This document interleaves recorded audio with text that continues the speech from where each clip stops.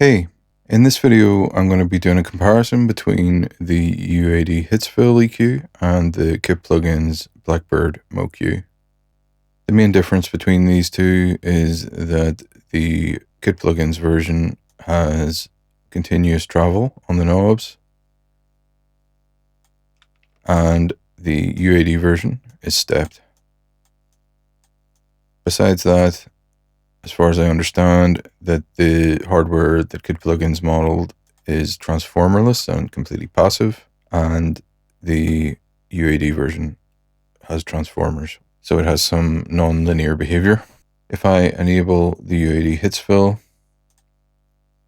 you can see that there's a drop off from around 20 Hertz, pretty steep, and then just a gradual kind of like boost in the curve, that it's not completely linear in response.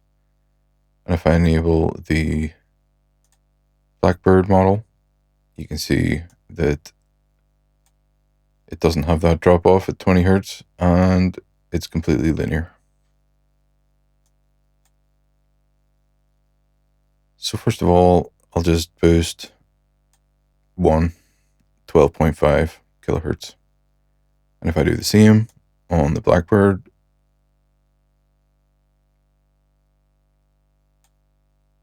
pretty similar curves. So if I throw something else in here and I do, say, 3 at 5,000,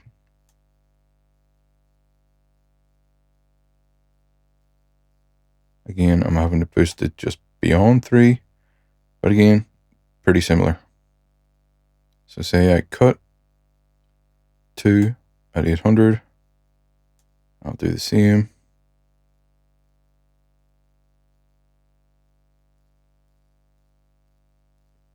I'm having to go just beyond 2, but they're pretty much the same. If I boost about 130, really extreme, 7, do the same.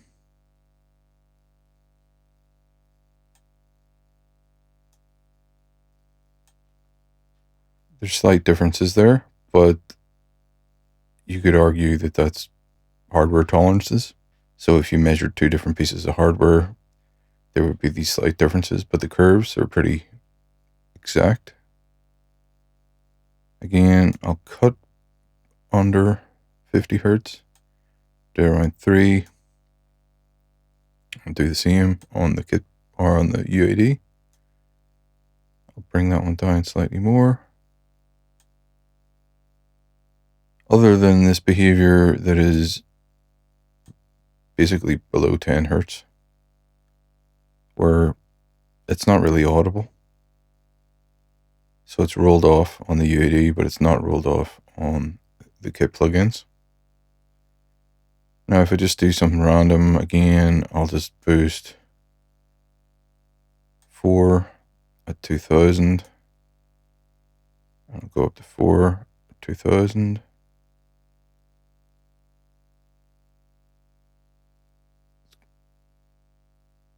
It's not exact, but again, it's pretty close. Again, I'll boost 12.5 kilohertz up to 6. Do the same on the UAD. Now they're starting to look a bit different.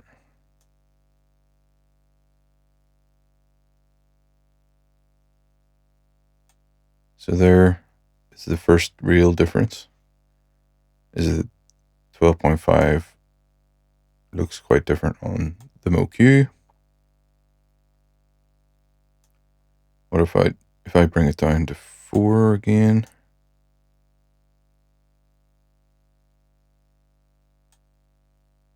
Still quite different.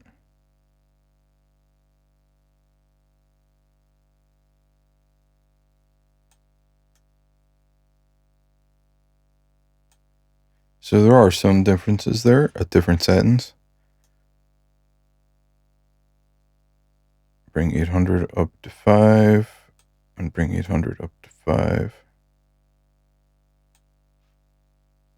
So yeah, at some settings there on the upper frequencies, there are some fairly interesting differences.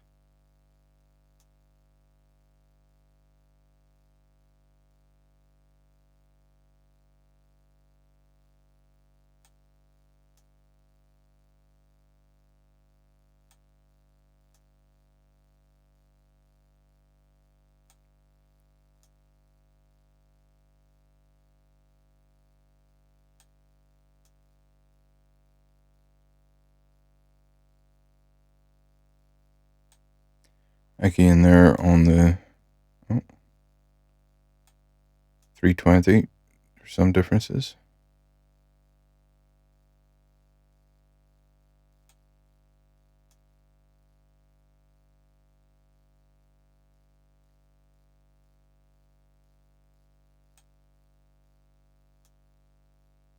But like most of these plugins, it's not really fair to compare them when it comes to sort of setting to setting. And having the sort of continuous travel on the settings on the MoQ allows you to sort of match the curves a little bit more, because you can fine tune between numbers, whereas with the UAD version, you can't do that.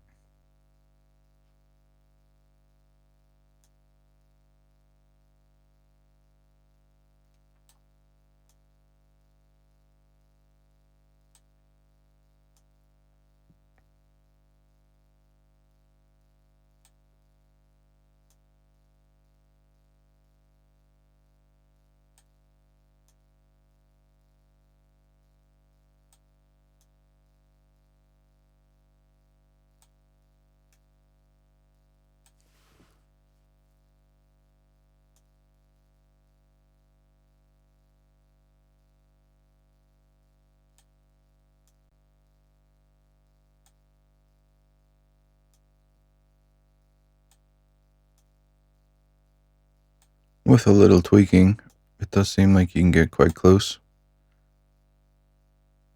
if you ignore the setting for setting.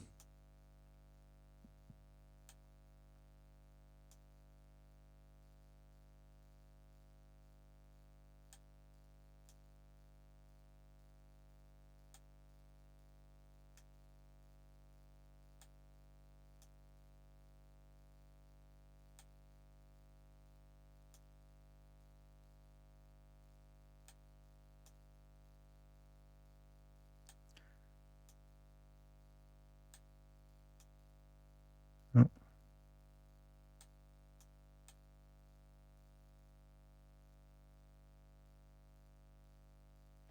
So yeah, I find that quite interesting that, they're very close. I would be interested in maybe doing some blind listening tests. So if people would like to see that, leave me a comment below and I will match the settings, see some presets, and then I will apply those to some instrumentation and see if people can tell the difference. In practice, when I've been using the Hitsville, the UAD version, I haven't noticed that there's been like a massive amount of harmonics generated by it anyway. It might be there, but it's fairly subtle. It's not like a really aggressive harmonic distortion or anything or character that this EQ is adding. So yeah, let me know in the comments what you think. I know that there's been some quote unquote controversy surrounding MoQ, and some YouTubers have really gone after the developers, but I actually quite like both. And I think that the curves, you could argue that this, hardware tolerances, plus they're slightly different revisions of the same hardware design. They're not exact, but even if they were stepped, it seems like they would match quite closely. So yeah, let me know what you think, and I will be back with another video soon. Cheers.